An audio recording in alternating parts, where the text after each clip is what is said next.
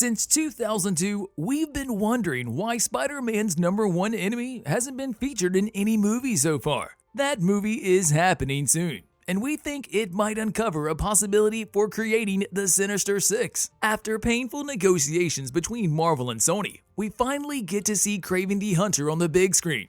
Comic book fans were wondering why Spider-Man's most popular enemy hasn't made an appearance in any of the movies released by the studio. And to tell you the truth, they wanted to introduce him back in 2002 when the first Spider-Man movie appeared.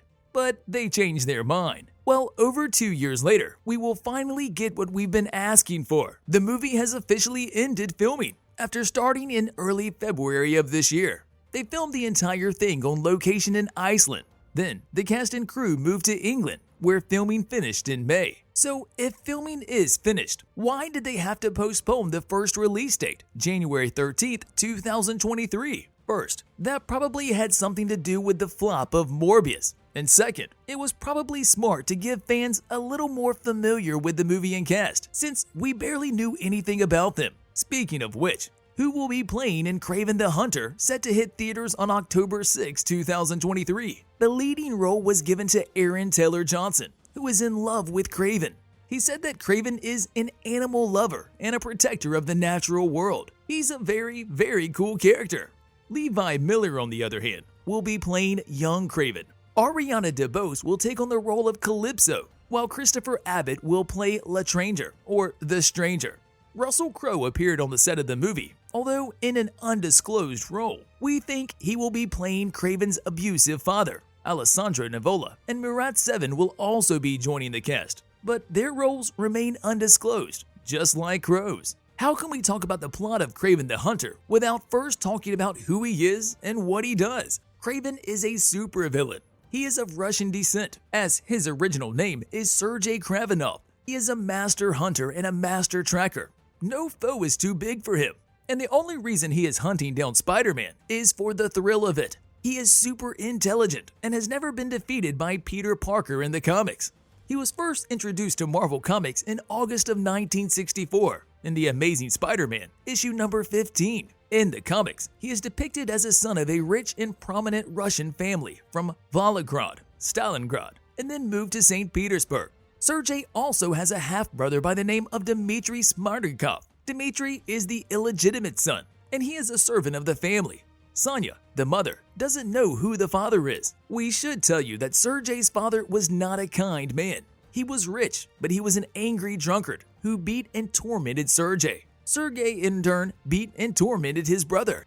Following the Bolshevik Revolution, the family was forced to move to the UK, fearful for their lives. Eventually, they moved to the United States. Around this time, Sergei's father dies. His mother loses her sanity and commits suicide in an asylum. And this is where Sergei started forming the roots for Kraven. The asylum was infested with spiders. Sergei was disgusted to see his mother living with these horrible arachnids. He still can't get the images of the spiders from the asylum out of his head. With no mother or father, Sergei becomes an orphan. He is left to survive on his own. But thanks to his wits and cunning, he doesn't do half bad. Eventually, he develops a love for traveling, and to quench his thirst for a new adventure, he usually sneaks up on trains and cargo ships. This way, he was able to visit every city in Europe and Asia by the time he turned 19. As he was passing through Africa, Kravinoff finds out that he loves to hunt. He loves the thrill of tracking down an animal and killing it.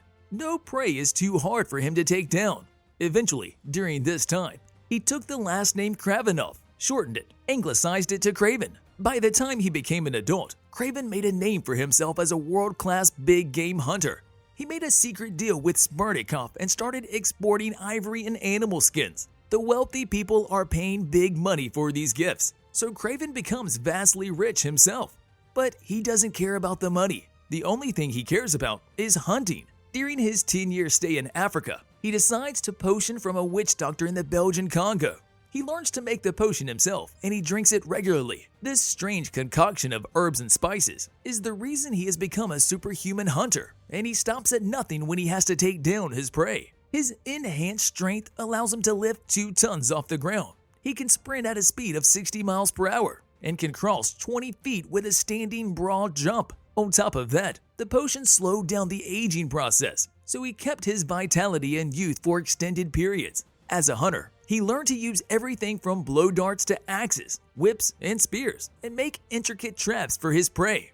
And yes, this does include magnetic nets. From the short clip that Sony showed attendees at their CinemaCon event this April, we can safely say that the movie will be about Kraven's upbringing and his youth. The clip showed Kraven, aka Aaron Taylor Johnson, clinging to the side of a moving car before busting it open with his hand and breaking in. Then, the clip cuts to a scene with Kraven running in a snowy climate. Does this mean Kraven will be back going to his former home, Russia? Or does it just mean that this is where his new victim is located? So he was just tracking him down. Again, we don't know much about the plot of the movie, but we do know that the plot will include a time jump. Alessandro Nivola, one of the cast members, said so during an interview. He also stated that his character would go through a transformation during the third act of the movie. So let's recap. There's a time jump and there are 3 acts. Since Levi Miller is going to be playing young Kraven, we're going to presume that the movie will start with Kraven's childhood in Russia. They will explain all of the troubles the family went through after the Bolshevik Revolution. And we're going to see Kravinoff, Levi Miller, sneaking into the stowaway compartment of a train. As the train travels along the track, the scene is cut, and we're now meeting the new Kraven, the one that has traveled the world, and he's a professional hunter. We know they're going to have some trouble finding a villain, since Spider-Man will not be joining the cast. But a superhero movie needs its bad guy, so they contracted Christopher Abbott to portray La Étrangère as Kraven's main villain. But this is where things get interesting. Taylor Johnson signed a contract that obliges him to play Kraven the Hunter in any upcoming movies, unless the studio terminates the agreement. So it's official. There are going to be other movies. Well, if you look at the official Kraven the Hunter site on IMDb, you will see a strange video about the Sinister Six. They are a band of superheroes whose members change, but they were all introduced on the big screen in past movies. So now, they can finally form their official Sinister Six group and take Spider-Man head on. Don't believe us? Okay, check it out. Venom has had 2 movies so far. Morbius was played by Jared Leto in the 2022 movie of the same name. Kraven the Hunter is getting his movie in 2023. Then we had Dr. Octopus played by Alfred Molina, Vulture played by Michael Keaton, and Electro played by Jamie Foxx in the newest Spider-Man No Way Home. So you tell us, do you think Marvel will finally be able to make a movie about supervillains? Smash that like button just like you should if you haven't done so already. But no, in all seriousness, smash that subscribe button just like you should if you haven't already. But no, seriously now, we'll see you in the next video.